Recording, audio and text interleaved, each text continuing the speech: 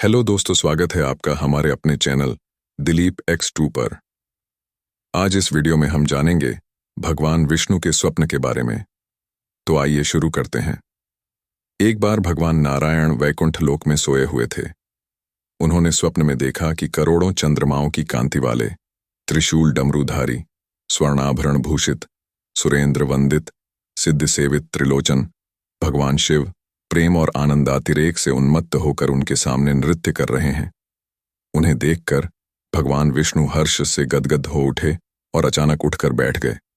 कुछ देर तक ध्यानस्थ बैठे रहे। उन्हें इस प्रकार बैठे देखकर श्री लक्ष्मी जी पूछने लगीं, भगवान, आपके इस प्रकार अचानक निद्रा से उठकर बैठने का क्या कारण है? भगवान ने कुछ देर तक उनके इस प्रश्न का कोई उत्तर नहीं दिया और आनंद हुए चुपचाप बैठे रहे। कुछ देर बाद हर्षित होते हुए बोले, देवी, मैंने अभी स्वप्न में भगवान श्री महेश्वर का दर्शन किया है। उनकी छवि ऐसी अपूर्व, आनंदमय एवं मनोहर थी कि देखते ही बनती थी। मालूम होता है शंकर ने मुझे स्मरण किया है। अहोभाग्य, चलो कैलाश में चलकर हम लोग महादेव के दर्शन करें। ऐसा विचार कर दोनों कैलाश की ओर चल दिए। भगवान शिव के दर्शन के लिए कैलाश मार्ग पर आधी दूर गए होंगे कि देखते हैं भगवान शंकर स्वयं गिरिजा के साथ उनकी ओर चले आ रहे हैं। अब भगवान के आनंद का तो ठिकाना ही नहीं रहा। मानो घर बैठे निधि मिल गई। पास आते ही दोनों परस्पर बड़े प्रेम से मिले। ऐसा लगा मानो प्रेम और आनंद का समुद्र उमड़ पड़ा। एक दूसरे को देखकर दोनों के नेत्रों से आनंदाश्रु बहने लगे और शरीर पुलकायमान हो गया। दोनों ही एक दूसरे से लिपटे हुए कुछ देर मूकवत खड़े रहे।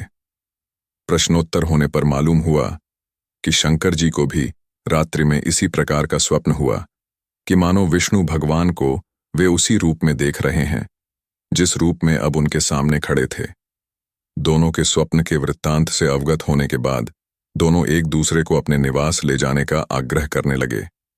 नारायण ने कहा कि वैकुंठ चलो और भोलेनाथ कहने लगे कि कैलाश की ओर प्रस्थान किया जाए। दोनों के आग्रह में इतना अलौकिक प्रेम था कि यह निर्णय करना कठिन हो गया कि कहाँ चला जाए। इतने में ही क्या देखते हैं कि वीणा बजाते, हरिगुण गाते नारद जी कहीं से आ निकले। बस फिर क्या था, लगे दोनों उनसे निर्णय कराने की कहाँ चला जाए। बेचारे नारद जी तो स्वयं परेशान थे उस अलौकिक मिलन को देखकर। वे तो स्वयं अपनी सुध बुध भूल गए और लगे मस्त होकर दोनों का गुणगान करने। अब निर्णय कौन करे? अंत में यह तय हुआ कि भगवती उमा जो कह दें वही ठीक है। भगवती उमा पहले तो कुछ देर चुप रहीं। अंत में वे दोनों की ओर मुंह करते हुए बोलीं, हे नाथ, हे नारायण, आप लोगों के निश्चल, अनन्य एवं अलौकिक प्रेम को देखकर तो यही समझ में आता है कि आपके निवास अलग अलग नहीं हैं। जो कैलाश है वही वैकुंठ है और जो वैकुंठ है वही कैलाश है। केवल नाम में ही भेद है।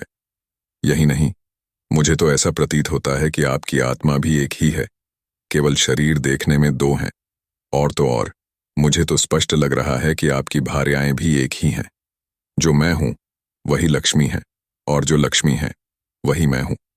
केवल इतना ही नहीं, मेरी तो अब यह दृढ़ धारणा हो गई है कि आप लोगों में से एक के प्रति जो द्वेष करता है वह मानो दूसरे के प्रति ही करता है। एक की जो पूजा करता है वह मानो दूसरे की भी पूजा करता है। मैं तो तय समझती हूं कि आप दोनों में जो भेद मानता है उसका चिरकाल तक घोर पतन होता है। मैं देखती हूं कि आप मुझे इस प्रसंग में अपना मध्यस्थ बनाकर मानो मेरी प्रवंचना कर रहे हैं, मुझे असमंजस में डाल रहे हैं, मुझे भुला रहे हैं। अब मेरी यह प्रार्थना है कि आप लोग दोनों ही अपने अपने लोक को पधारिए। श्री विष्णु यह समझें कि हम शिव रूप में वैकुंठ जा रहे हैं और महेश्वर यह माने कि हम विष्णु रूप में कैलाश गमन कर रहे हैं। इस उत्तर को सुनकर दोनों परम प्रसन्न हुए और भगवती उमा की प्रशंसा करते हुए दोनों ने एक दूसरे को प्रणाम किया और अत्यंत हर्षित होकर अपने अपने लोक को प्रस्थान किया। लौटकर जब श्री विष्णु वैकुंठ पहुंचे तो श्री लक्ष्मी जी ने उनसे प्रश्न किया, हे प्रभु, आपको सबसे अधिक प्रिय कौन है?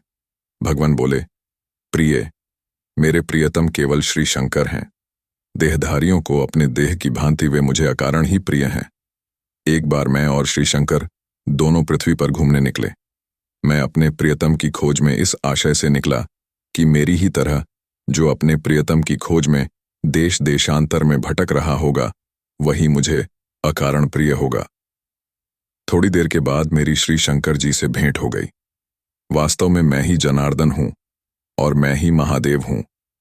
अलग अलग दो घड़ों में रखे हुए जल की भांति मुझ में और उनमें कोई अंतर नहीं है। शंकर जी के अतिरिक्त शिव की चर्चा करने वाला शिव भक्त भी मुझे अत्यंत प्रिय है। इसके विपरीत जो शिव की पूजा नहीं करते, वे मुझे कदापि प्रिय नहीं हो सकते। इस तरह जो शिव की पूजा करता है, वह वैकुंठवासी विष्णु को भी स्वीकार है, और जो श्री विष्णु की वंदना करता है, वह त्रिपुरारी को भी मना लेता है। अगर ये वीडियो आपको पसंद आई हो तो लाइक, कमेंट और सब्सक्राइब जरूर करें। मिलते हैं अगले इसी तरह की रहस्यमय वीडियोज में। मैं आपका दोस्त दिलीप सुथार।